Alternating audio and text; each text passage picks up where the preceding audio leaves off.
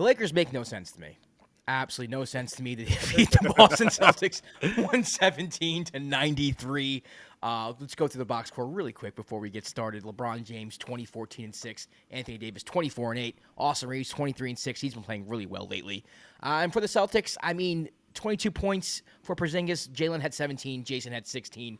A very underwhelming performance in which the Lakers just pretty much led wire to wire. I don't know if they technically led wire to wire, but it felt like they dominated the whole game, controlled the whole game from their first quarter on. They didn't really have a third quarter meltdown, which they've had a few times this year. Definitely not the Laker team that I'm used to watching this year. I'm not going to lie. Listen, the Lakers right now, I know they went into the game as the 5 seed, so it's not like they're a bad team. But every time I watch the Lakers, which hasn't been a lot this year, Laker fans, so please cut me some slack. But most of the times I've watched the Lakers this year, especially on the road, they've been very underwhelming. I actually tuned into the Lakers-Nets game last week, and I was like, let me just see, the Lakers actually do well because I want to see the Lakers do well. Whoa.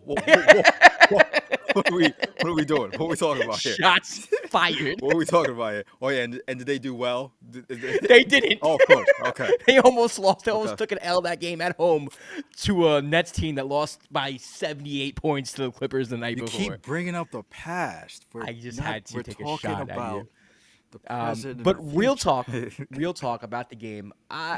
Listen, to me, the big story was pretty much Boston not looking like Boston. And that's not to discredit the Lakers. I think the Lakers' game plan had a lot to do with that, right? You switch on everything, 1 through 5, and you pretty much pressure the perimeter and make them go into the post and shoot twos and not out-math you. And whenever they were shooting threes, Boston wasn't hitting threes at the clip that they usually hit.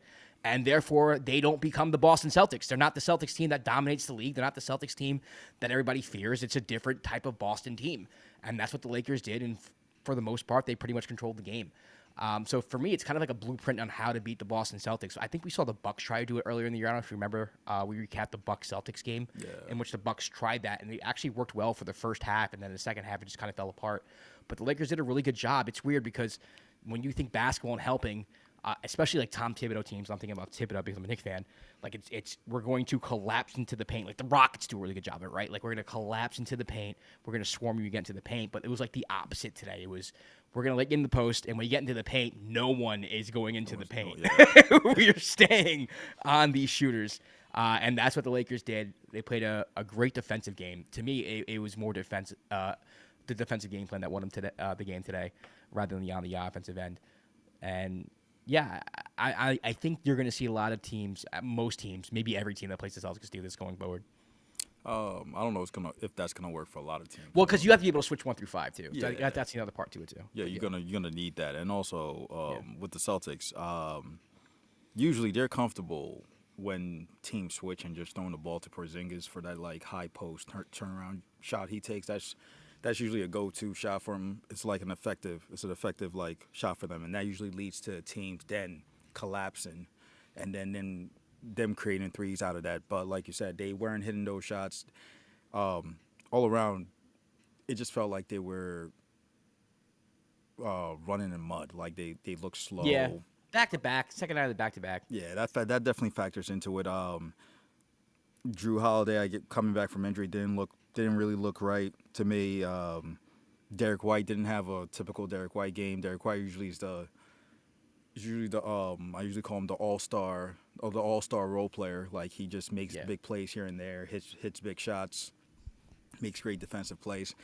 And it just felt like the Lakers were playing better Celtics basketball than the Celtics in terms of hitting the amount of threes they were hit. I was like you said, Lakers are a funny team, man. Like I'm like, what this? If y'all I don't know what to make of them. Yeah, if you play like this, you're a really good team. But like they're so inconsistent. Part of me when I was watching, I was like, during the third quarter, I'm like, the Celtics might come back because Lakers have a tendency of letting teams come back. And there was like Celtics had like a little bit of a mini run. Jayson Tatum got going for a little bit, but they couldn't really crack into the lead. I mean, the closest it felt like they got was when both Tatum and Brown went to the foul line and they both missed free throws back to back, which was weird. Yeah. Would have cut the lead down to 8. I think that might put a little pressure on the Lakers. But in terms of Lakers, like if you're getting Um, 12 points from Gabe Vincent, former Knicks killer. Yeah, I gotta take my shot. Don't go there. Don't go there. Former Heat culture Knicks killer. Yeah, like you get him 12 points from him off the bench. Dalton Connect giving you also 13 points, just hitting big threes during the course of a run. It makes a difference. A lot of times with the Lakers, they end up creating open shots and they end up missing open shots, which hurts them. And they don't end up sustaining leads, and they end up losing a lot of games where I feel like they should win. Even like as you said before, even when they played the Nets, it felt like they were going to lose that game just because they kept missing open shots. They weren't creating. Austin Reeves went absolutely nuts. He went crazy in the I mean, sure, you're playing the Nets. I hope you do. He was playing against D'Lo, great defensive player, D'Angelo Russell. Revenge game, bro. It was a revenge game. Revenge for who? For D'Lo. And D'Lo missed a 3 at the end. He wanted that. We're not recapping the Nets game, guys. We're recapping Lakers Celtics. Sorry. Recapping Lakers Celtics. Yeah, it just felt like back to that, but it just felt like the Celtics looked like they were running in the mud. They looked like they struggled. I haven't seen the Celtics look like this in terms of like not looking like themselves.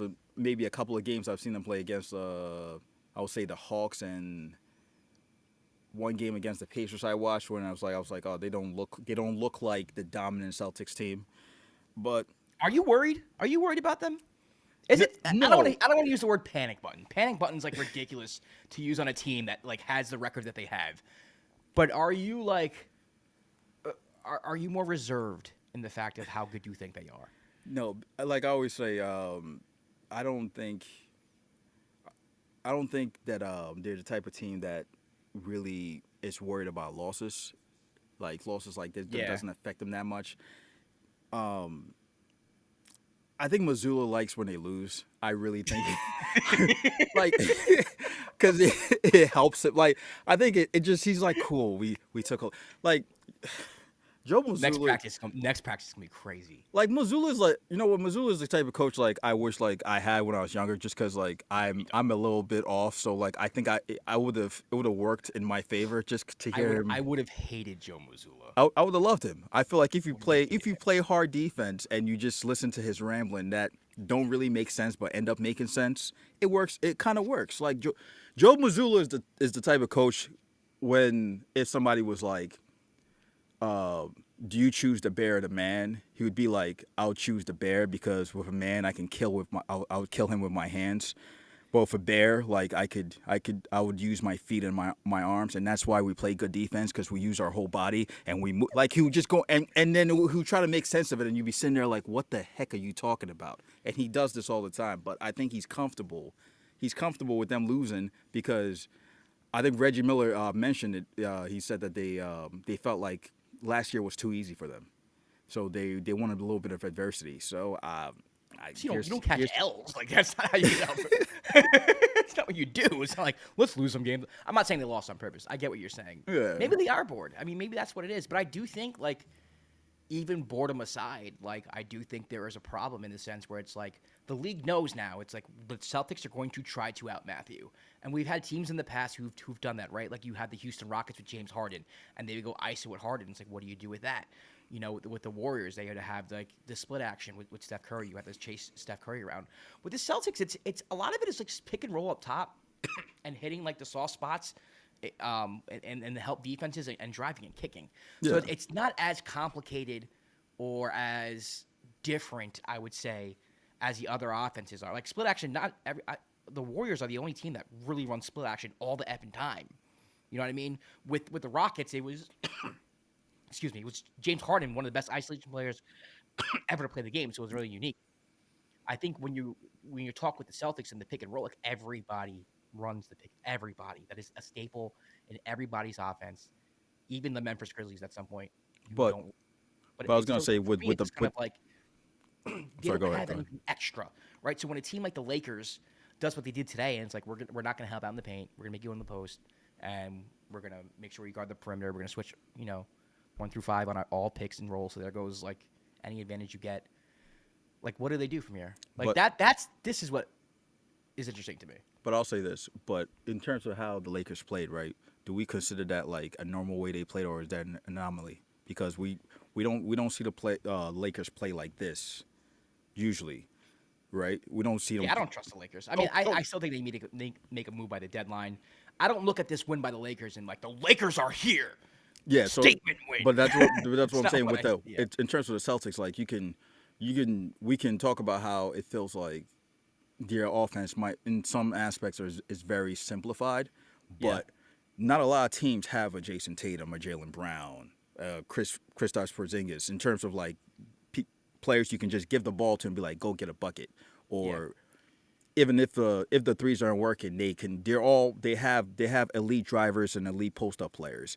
And also, we always with that team, their defense carries usually. Not this game, but they have elite defensive players and usually an elite defense when it comes to big games. Like you're not getting off easy shots off of Drew Holiday, Derek White, a Brown, even a Tatum. Tatum plays D. Yeah. You know what I'm saying? A Porzingis, even a 50-year-old Al Horford, like he does. Not what he used to be, but still. He does a damn thing. So like I always feel like your defense is always going to carry if you put in the right effort. You know your schemes.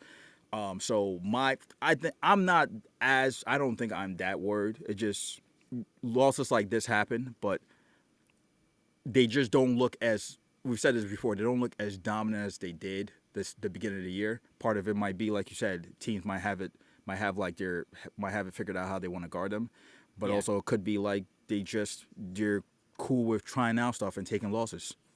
Maybe. And I think also like I said this before, but I think Cleveland being as good as they are has made me kind of backtrack a little bit on what I think the Celtics can do or will do.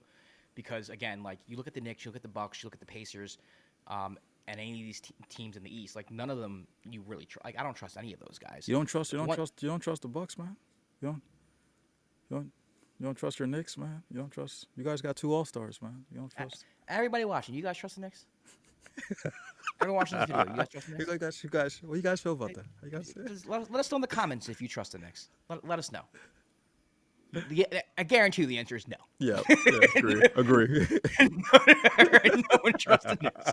My point is that the Cavaliers are a lot better than I thought they would be, which means that the Celtics do have a competitor in the Eastern Conference that I think can take them down. Whereas going into this season, I thought the Knicks would be better, but I didn't think they'd be there yet. I thought the Bucks would be same thing with the Bucks. I didn't think they would have a competitor on their level that could actually beat them 4 to 7 times. And I think the Cavs can. I really do. I don't know if they will. You know, we got to wait till we get to the playoffs. I got to see how I feel, but it wouldn't shock me at all if, like, someone came from the future and was just like, Josh, I came back. I traveled 5 months back in the future just to tell you. Like, it's a waste of time travel, but if someone told me that, I wouldn't be surprised. It's not a waste of time travel. That's a good that's a good parlay bet. Like they're just looking out for you. You're going to travel 5 months back into time so someone can hit a parlay? Or a future bet? If somebody cares about me, you know what I mean, they'll let me know. Thank you. Random person. This segment is sponsored to you by this is how we do our ad reads when we get them. This is exactly how we're gonna do our ad read. Are you a random person who wants to help us out? Why don't you try this bet from the future? The Lakers did win this game, and I feel like we should talk about them more, but I honestly don't have much to say about them. AD has to be healthy. LeBron has to be healthy. I'll say this. Dalton Connect started hitting threes again, and he's been slumping like crazy. And if they can get the Dalton they had from the beginning of the season combined with the Austin Reeves they've been getting for the past month or so, I saw something. Jovan Buha was on Hoops Tonight with Jason Tint, and he said that they might be looking at Lonzo, which I love, by the way. I would love Lonzo back on the Lakers. No, they want to bring back Lonzo? Yeah, I think it would be perfect to have Lonzo. Like he can shoot, he can switch on defense. He's a good defender, great playmaker. You can like release some stress from Austin. You don't have to put pressure on LeBron to be a secondary ball handler. So we'll see. I think the Lakers need to make a few more moves. I just don't know who the hell they are. Like they'll win today, and then I don't know what their next game is. But let's just say hypothetically it's against the Hornets. The Hornets are for some reason every time we talk about bad teams, that's the first thing that comes to my head. Every time the Hornets aren't even that bad. Like they're competitive, but they suck. Yeah. You know, and they might lose to the Hornets. So I don't know. I don't know. I'll say this with the Lakers. I think they do need to make a trade. They have been in discussion of like the other person like trying to get Walker Kessler, but the asking price has been way too high because Danny Ainge is a psycho. But Sociopath. yeah, you know what I mean, just he's crazy. But I think a lot of times with Lakers, they need if they are able to get some consistent play from the bench, it makes a huge difference. Yeah. Like just getting better play right now from like Gabe Vincent the past couple of games has made a difference. A couple of games they won earlier in the year was like Dalton Connect hitting, like you said, finding a shot was hitting shots makes a difference. Like because you know or you expect what you expect consistent play from a LeBron, from an AD, and right now even from a Reeves. So anything else like, hey, we can maybe get a lead or have a close game, but if you can get something from your bench, makes a difference. Now, again, apart from maybe adding, I think like they need to add a starting center. Like AD has been saying this for years. He doesn't want to play center. He just had a whole interview with Shams. I didn't even know Shams did interviews. Sat Shams down like, hey, I didn't know he look, did one-on-one NBA and NBC 30 minutes before the game type interviews. I had no idea, bro. It's been like years of AD saying, "Look, I don't want to play center. I don't." He's been saying that for a long time. Yeah, to the point now, like you said, he had to sit down. It's like, "Hey, Shams, come here. Let me just get this on camera so they see me say this. I don't want to play center." So I mean, I think the name that keeps getting thrown out there is Jonas Valanciunas, just because of the Wizards. It's Jonas or Walker. That's or Walker, yeah. So it was like one of the two, or those two are available. You never know. Maybe they might pull a rabbit out the hat and pull something crazy. But yeah, they do need to make a trade just to help out the team. But on top of that, they just need more consistent play from the bench in order to make a difference moving forward. All right, the Lakers beat the Celtics 117-96 in an absolute ass kicking. Kwab and I will be reviewing Cavs-Rockets Part 2 on Saturday, so be on the lookout for that. Also be on the lookout for our power rankings. Let us know what games you want us to recap, and we will do so. We'll see you next time for another episode of The Dime. Peace!